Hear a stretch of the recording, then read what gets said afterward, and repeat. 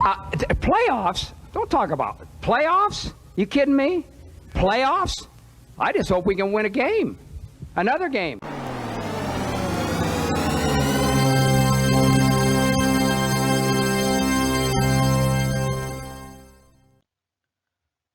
Welcome back, guys.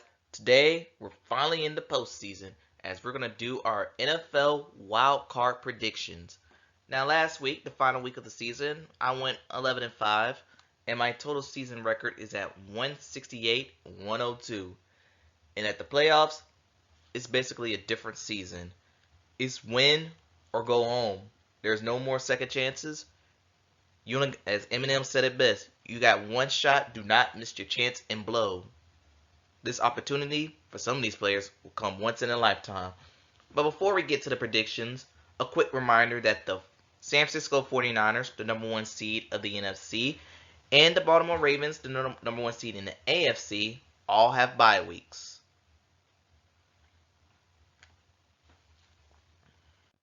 Starting off with the Houston Texans hosting the Cleveland Browns. Browns as the 5th seed and the Texans as the 4th seed. Start off with the Cleveland Browns. Last week, they lost to the Cincinnati Bengals, but who cares? That doesn't even matter. But how they got here, if I'd have told you that both of these teams would be in the postseason playing in a wild card game, y'all would have called me crazy. Even though I did have Cleveland in my preseason predictions, I did have Cleveland making the playoffs. But as for the Browns, this season has been kind of odd. Yes, they have one of the best defenses in the league, but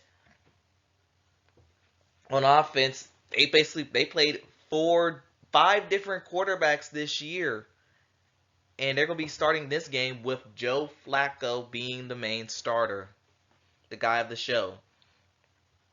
And if you know anything, whenever Flacco hits January, he becomes a different animal during that time.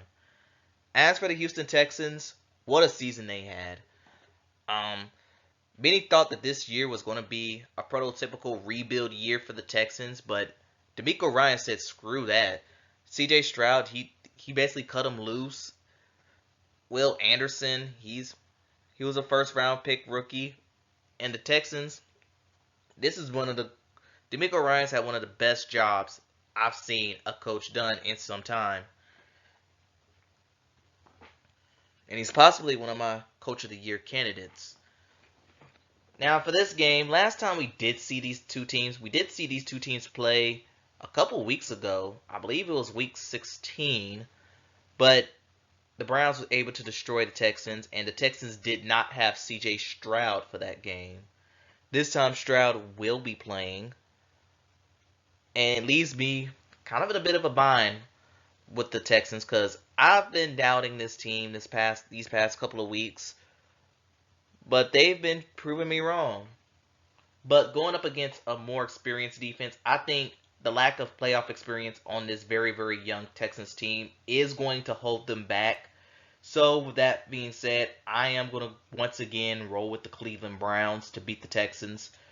But let me just say about Houston. They shouldn't, even win or lose, they should be happy on how their season gone.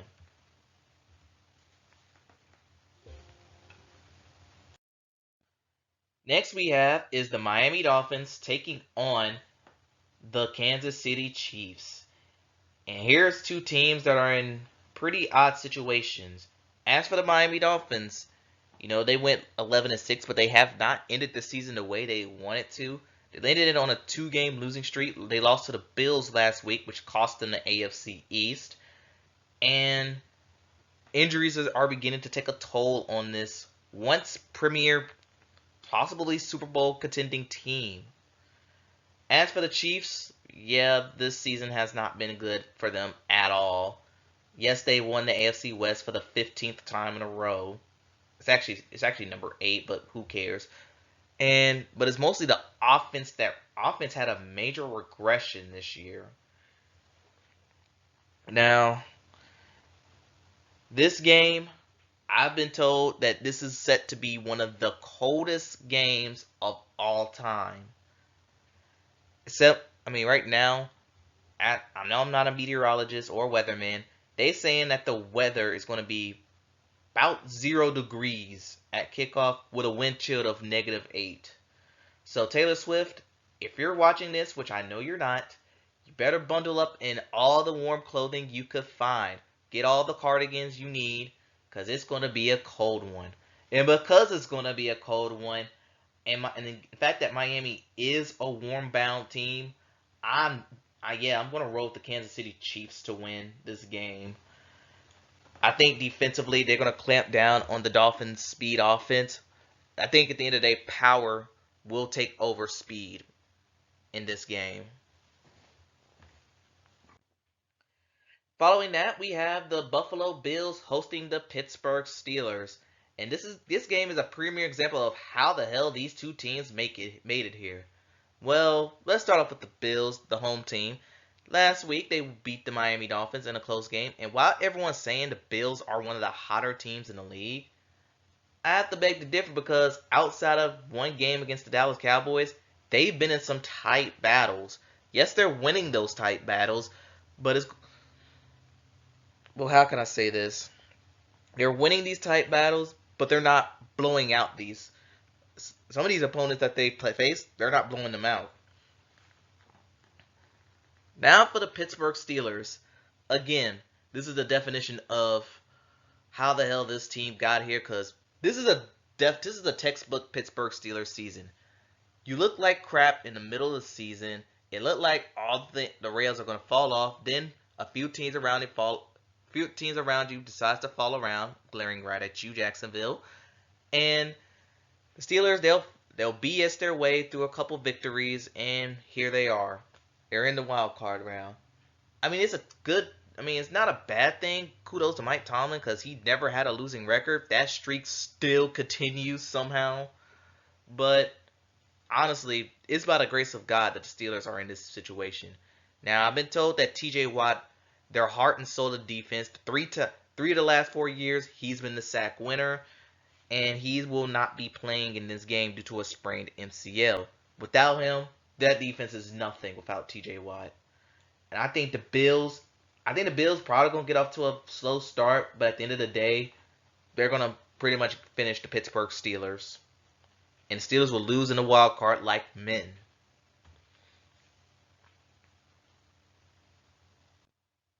And you want to know what's funny?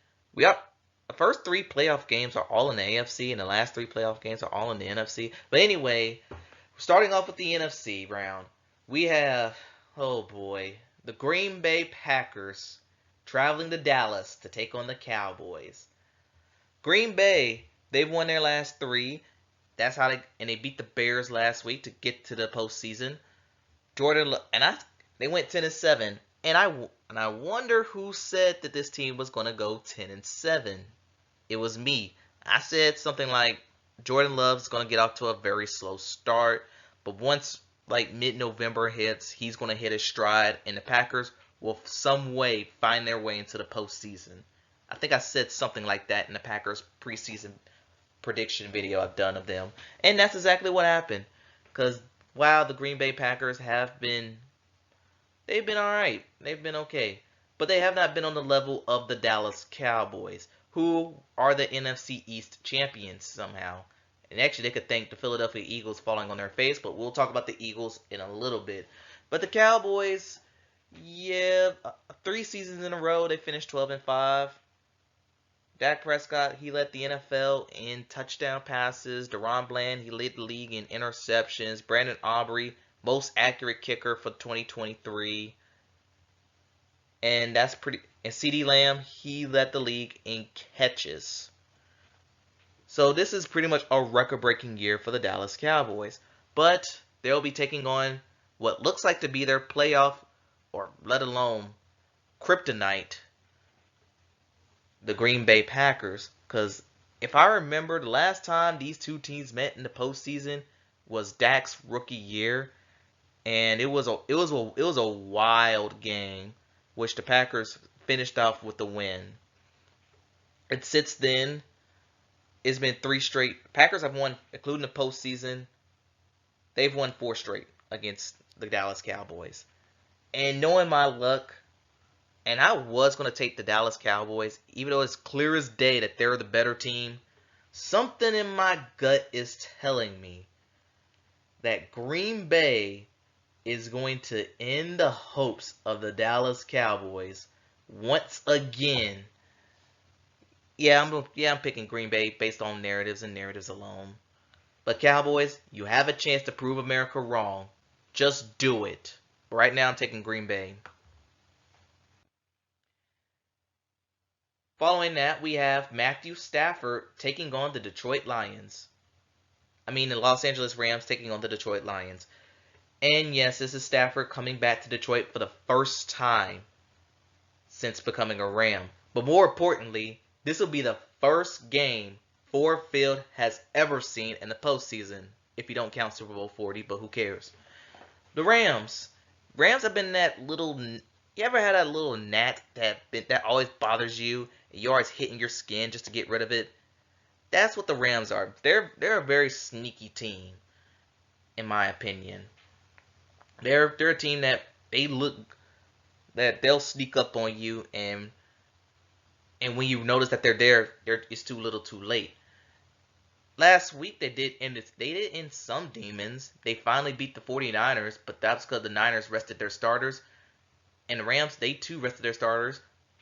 But they did not rest Puka Nacua, who became the all-time rookie leader in receiving yards and catches.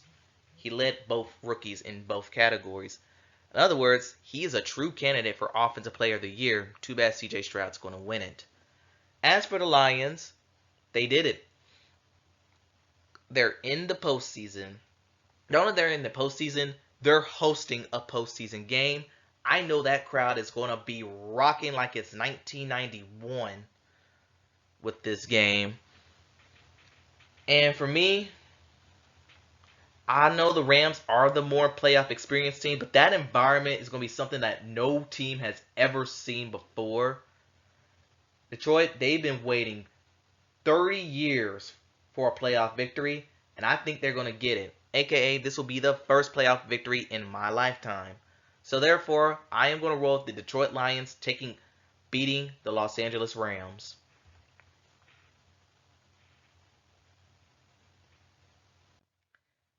And finally, we have two sinking ships. Well, Tampa's not sinking, but they have a pirate ship. Okay, whatever. The Philadelphia Eagles taking on the Tampa Bay Buccaneers. The Eagles, oh boy, they had a December from hell. They lost. Their December consisted of losing to the 49ers, getting destroyed by the Cowboys, losing to Seattle, getting embarrassed by the Cardinals at home, and then losing to the Giants in Week 18. Eagles, right? This playoffs during this time of the year, this is where playoff teams usually play peak football. The Eagles, they're nowhere near their peak. But luckily, I've heard that they may be getting Darius Slay back from injury. That could help the secondary. But he'll be facing off in a tough battle with Mike Evans of the Tampa Bay Buccaneers. And honestly, I am kind of surprised that the Bucs find their way in the postseason. Baker Mayfield, he had a resurgence year. I know last week they had a 9-0 win over the Carolina Panthers, but who cares about the Carolina Panthers? But the Buccaneers, it was a rebirth year for Baker Mayfield. The defense was okay. It got better as the season went on. Mike Evans, still Mike Evans. And yeah, honestly, I am very surprised that the Bucs are in this situation. Now, these two teams have played each other already this year. Last time we saw them was in Week 3, Monday Night Football. Ironically, it's a Monday Night rematch. And in that game, the Eagles won that game by, I think, 2 scores. But no one knew what the Bucs were capable of. I know this time, the Bucs are more ready to take on a slumping team. And to be fair, I was going to take the Philadelphia Eagles to win this game. But then I realized A.J. Brown, I don't know what his status is. He did left last week with a knee injury. I don't know what his status is going to be. This could be a close game. And, man, I'm actually having a really hard time picking. Because I was gonna take. I'm going back and forth with this one. I know Tampa's at home. And you want to know what's also ironic? Jalen Hurts' first ever playoff game occurred against these Bucs. So you know what? Ah, screw it. I'm taking the Bucs to win at home. It's time to send the slumping Eagles back home. So that concludes my wild card predictions. I did not intend this video to be this long, but hey, I have thoughts. Tell me what y'all think in the comments below. Thanks for watching, and I'll see you next time.